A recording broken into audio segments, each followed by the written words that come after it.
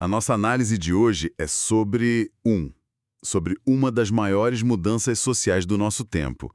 E a gente vai usar como guia o livro A Cultura da Participação, do Clay Shirky. Isso.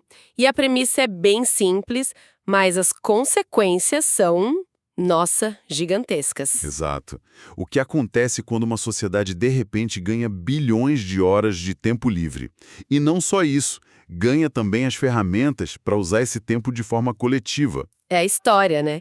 De como a gente está passando de consumidores passivos para criadores e colaboradores ativos. E para começar a entender essa revolução, o Shirky nos leva para um lugar bem inesperado, que parece não ter nada a ver com a internet. A Londres do início do século XVIII. É um cenário de caos, assim. Total. A Revolução Industrial está redesenhando a sociedade, né?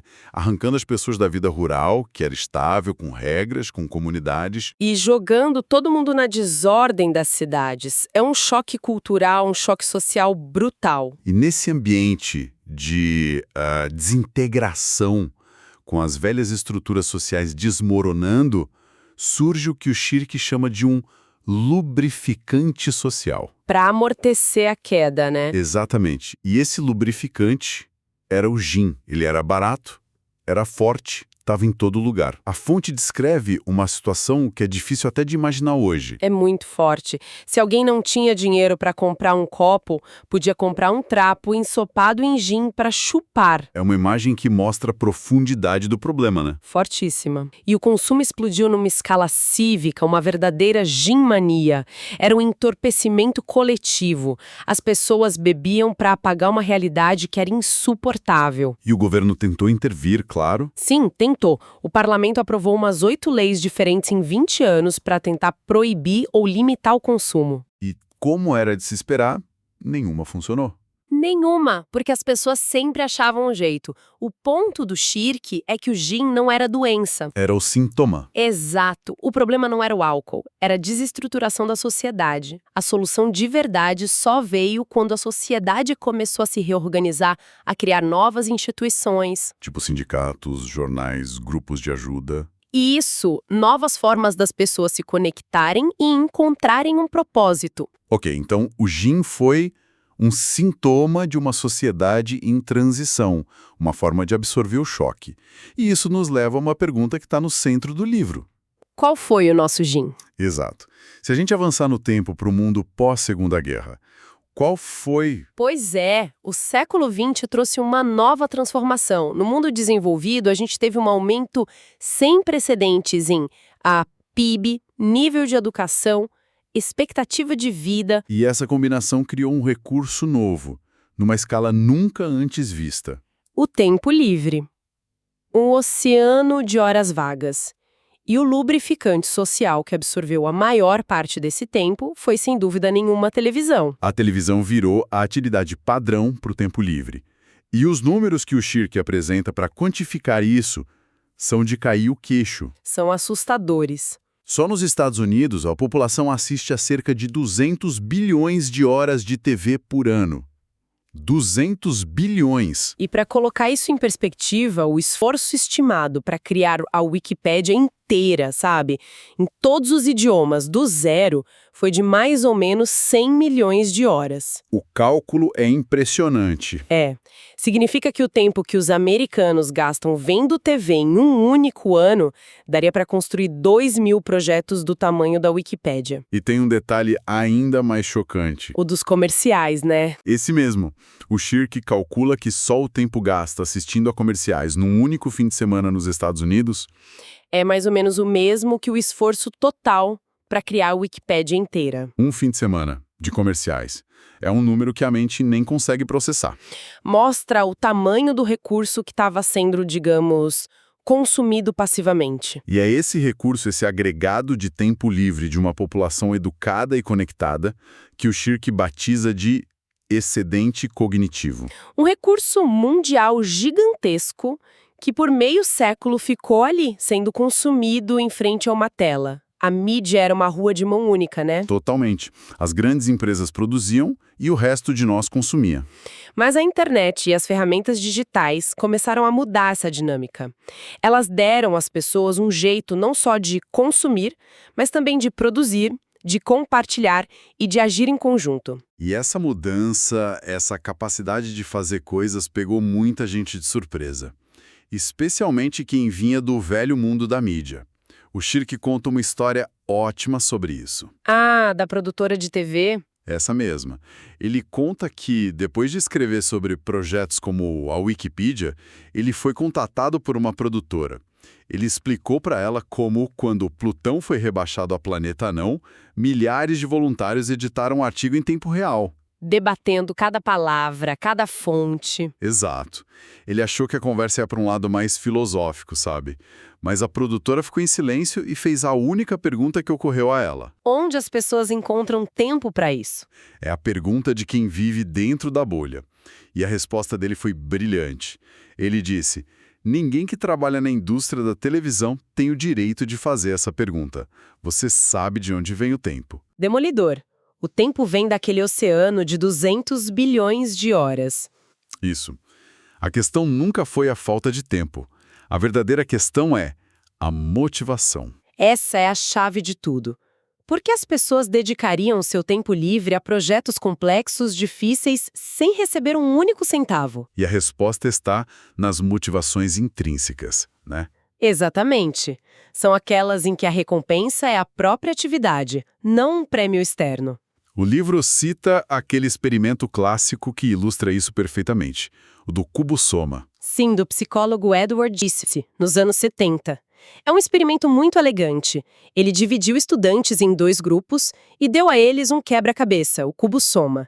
No início ninguém era pago. E o que ele observou? Que durante os intervalos, muitos estudantes continuavam a brincar com o quebra-cabeça por pura vontade, pelo prazer do desafio.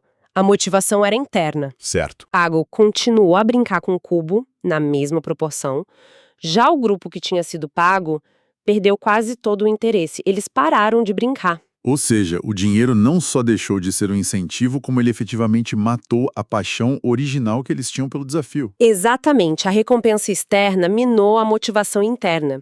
Isso é super contraintuitivo para o mundo corporativo, que é quase todo movido a bônus. Totalmente. E o que o Desi e outros descobriram é que as motivações intrínsecas mais poderosas se baseiam em desejos humanos muito profundos.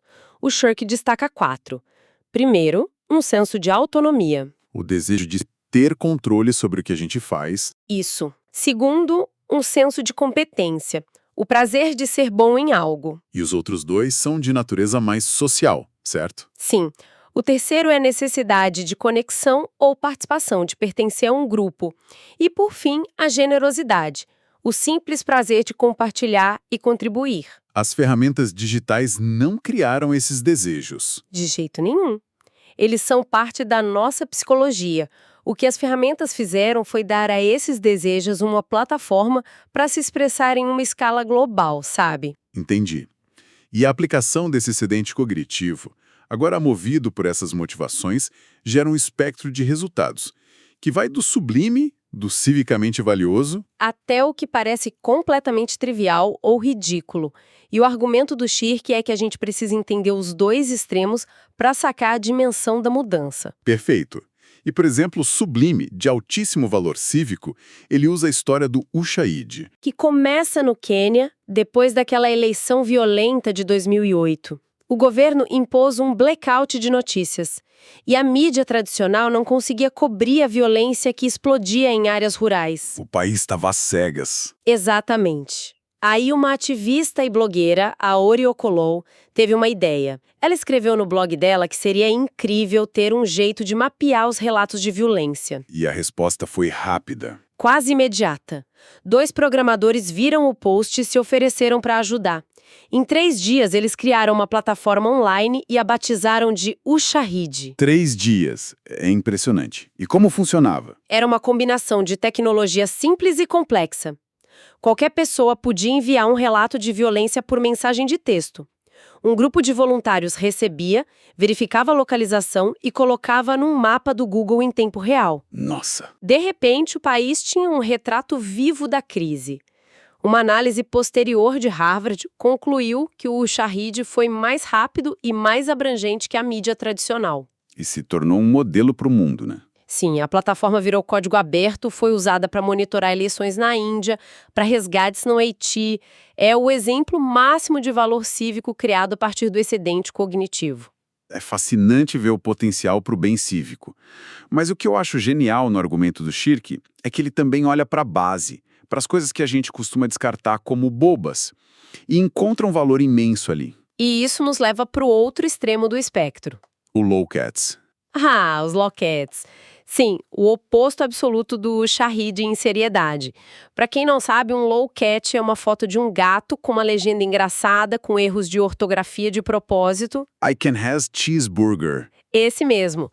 O que velarizou tudo. Eu confesso que já perdi um tempo precioso do meu excedente cognitivo com gatos na internet. A gente se sente meio culpado, mas o Shirk meio que nos dá uma absolvição, né? Exatamente. A princípio, parece um argumento difícil. Como algo tão bobo pode ser significativo? Mas o ponto dele é sutil. Ele chama o Lowcat de o ato criativo mais estúpido possível. A palavra-chave aí é criativo. Isso. Por mais estúpido que seja, ainda é um ato de criação.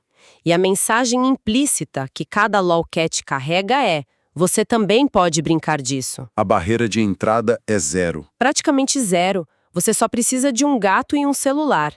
E essa acessibilidade representa uma mudança cultural fundamental. Por 50 anos, a nossa relação com a mídia foi de consumo passivo. O Lowcat convida todo mundo a cruzar a linha e se tornar um produtor. Ok. Eu entendo o ponto sobre a mudança de postura, de consumidor para criador. Mas será que o Shirk não está sendo otimista demais? Chamar um Lowcat de ato criativo não é só mais uma distração, um novo tipo de joguem digital? É uma provocação excelente e acho que a resposta é sim e não. Sim, claro que pode ser uma distração, mas a diferença crucial está no potencial de participação.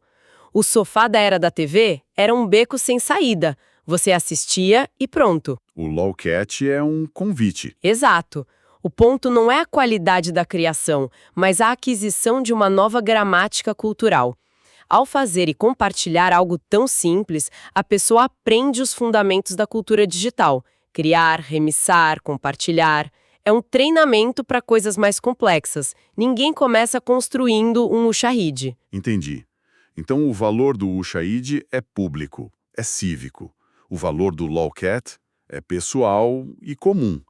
Ele existe para fazer rir, para criar um laço momentâneo. E ambos, o sublime e o ridículo, são expressões do mesmo recurso recém-desbloqueado, alimentados pelas mesmas motivações de autonomia, competência e conexão. Então, para amarrar tudo, a jornada que o Shirk nos propõe é fascinante.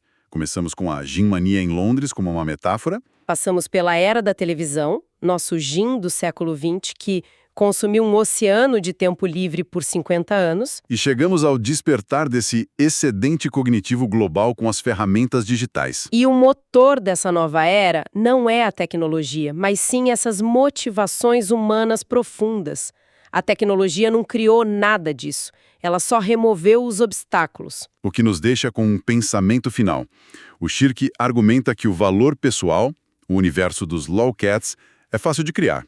O verdadeiro desafio é como podemos, de forma mais consistente, criar mais valor público e cívico. Como construímos mais Ushahids. Exato. E ele encerra o livro com uma metáfora fantástica, que ele chama de procurando o mouse. A inspiração veio ao observar a filha pequena dele. Ah, sim. Quando ela usou um computador pela primeira vez e aprendeu que podia clicar nas coisas com o mouse, aquilo mudou a percepção dela. Pouco depois, ele a viu em frente à tela da televisão da sala, tocando na tela. Tentando fazer com que ela respondesse. Isso. Para a mente dela, uma tela era uma tela. E telas deveriam ser interativas. Ela estava procurando o mouse na TV. É uma imagem poderosa. E nos deixa com uma pergunta para levar conosco, né? Onde mais na nossa sociedade existe uma tela passiva que nós, por hábito, nos acostumamos a apenas observar? Onde mais podemos encontrar o mouse? Será que a forma como interagimos com o governo é uma tela passiva? E na educação? O modelo de um professor falando e 30 alunos ouvindo. Não é definição de uma tela passiva. Em que outras áreas da nossa vida cívica, da nossa saúde, das nossas comunidades, podemos aplicar nosso excedente cognitivo para criar algo novo e valioso? Essa é a grande questão que essa nova cultura da participação nos coloca.